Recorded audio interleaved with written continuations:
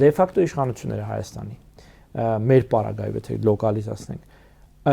զուգահեռ մի քանի տեսակի բանակցային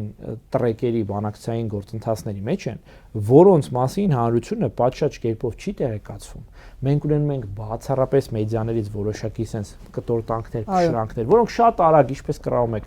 բան արհեստական հերքվում են, ասում են, չէ, տես բան չկա, տես բան չկա, տես բան չկա։ Բայց բարձում է այդպես էլ։ Մեկ էլ հանկարծ այսպես մի հատ բան ենք ստանում, sense ասած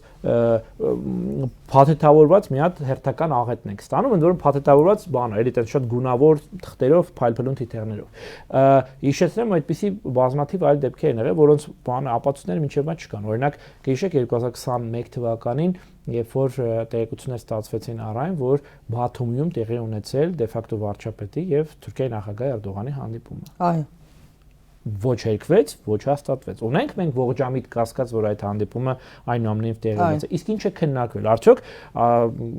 ամենաժողովրդավարական ճակերտներում ղեկավարությունը պարտավոր չէ այդ մասին տեղեկացնել հանրությանը, որովհետև դա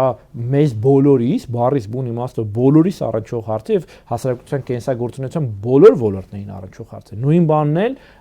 տեղի ունենում հիմա մենք ըստ էության տեղյակ չենք Ադրբեջանի հետ վարվող այսպես կոչված սահմանազատման, իրականում սահմանազատման գործընթացի դետալներից։ Մենք միայն տեսնում ենք շատ անհասկանալի լեզվով գրված մամուլի հաղորդագրություն, վերջում, որ այսինչ խումբը հանդիպել է։ Իսկ բայց ադրբեջանցի փորձագետները նաև իրենց հարցազրույցներում ասում են, օրինակ ասենք Հայաստանի իշխանությունները խնդրեցին այս բաները պահանջները չներառել թղթում, որպեսզի հասարակությունը չընդվզի, այսինքն մաս տալ, հա, Սարյամի սկզբունքով մաս տալ, ընտելացնել մարդկանց, հետո բան անել։ Ես կարծում եմ, որ իմիջիայլոց թրիփը այս առումով